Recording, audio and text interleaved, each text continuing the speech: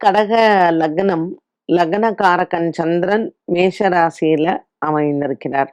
இப்ப சந்திரனோட சேர்ந்த சூரியன் இருக்காருன்னு வச்சுக்கோங்களேன். சூரியன் உச்சபலத்தோட இருப்பாரு. அது நீங்க வந்து சித்திரை அமாவாசையில பிறந்தீங்கன்னா அப்படி வரும். ஆ கடக லக்னம், சித்திரை அமாவாசை அன்னைக்கு பொறக்கறச்சு சூரியன் சந்திரனோட சேர்ந்திருக்கும். அந்த சந்திரனும் சரி, சூரியனும் சரி எந்த நட்சத்திரத்துல இருக்காங்க அப்படிங்கிறதையும் நம்ம பார்த்துக்கலாம். இப்ப சூரியன் பரணி நட்சத்திரத்துல இருந்து சந்திரனும் பரணி நட்சத்திரத்துல இருக்கார். அதோட சேர்ந்த கிருத்திகா நட்சத்திரத்துல செவ்வாய் உச்சம் பலம் பெறார்ன்னு வச்சுக்கோங்களேன். அரசாங்கத்துல ஒரு பெரிய பதவியில இவங்க வந்து மத்தவங்களுக்கு கமாண்ட் பண்ணக்கூடிய அளவுல இருக்கலாம். ஸோ நல்ல ஒரு அ பதவி கிடைக்கக்கூடிய ஒன்று. அரசியலா இருக்கட்டும், அரசாங்கமாக இருக்கட்டும். அரசியலும் இல்ல, அரசாங்கமும் இல்ல.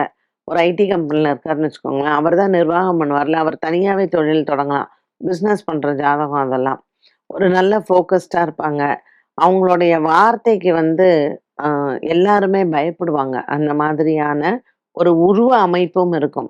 சில பேர்லாம் பேசவே வேண்டாம். பார்த்தாலே பயம் வரும். ஒரு மரியாதை வரும்.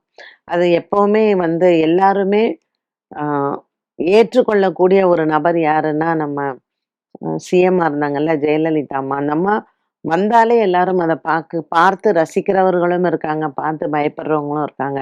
அந்த மாதிரியான ஒரு தோற்றம், உருவ அமைப்பு அவங்களுக்கு.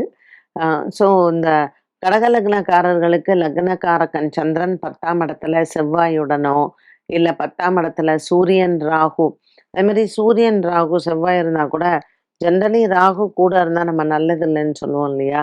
சூரியன், ராகு அதுல இருந்தா அவங்களுக்கு பெரிய பதவி இருக்கும். பெரிய தலைவலியா இருக்கும் அந்த பதவி. ஐயோ! ஏன்டாப்பா இதுல வந்து நம்ம உக்காந்தோங்கிற மாரி ஆயிடும். அதனால பதவியும் குடுத்து பிரச்சனையும் குடுப்பார் ராகு. சூரியனும், செவ்வாயும் பதவியும் குடுப்பாங்க. சந்திரனும் குடுப்பாரு. கூடவே ராகு இருந்து தொல்லையும் குடுப்பார். சனி இருந்தாருன்னு வச்சுக்கோங்க, அவர் நீச்சம் அங்க.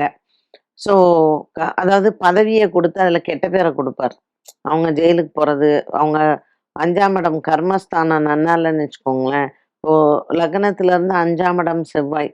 அவரும் 10ஆம் இடத்துல இருக்காரு. சனியும் கூட சேர்ந்திருக்கிறாருன்னு வச்சுக்கோங்களேன். அவங்க வந்து எல்லாத்துக்குமே உழைக்கணும், நன்மை செய்யணும். ஆனால் கெட்ட பேரு வரும், அவமானங்கள் வரும். தேவையில்லாத பழிச்சொல்லுக்கு ஆளாகி கொண்டு போய் ஜெயில்ல போடுறது. அந்த மாதிரி எல்லாம் வர்றதுக்கான வாய்ப்புகள் இருக்கு. 10ஆம் இடத்துல சூரியன், ராகு, சந்திரன், செவ்வாய் இந்த மாதிரியான காம்பினேஷன்ஸ் எல்லாம். ஜெனரலி ஒரு லக்னகாரகன் 10ஆம் இடத்துல இருக்கும் பொழுது, பதவிகள் தந்தாலும் அதுல நெறைய பிரச்சனைகளையும் தருவார்.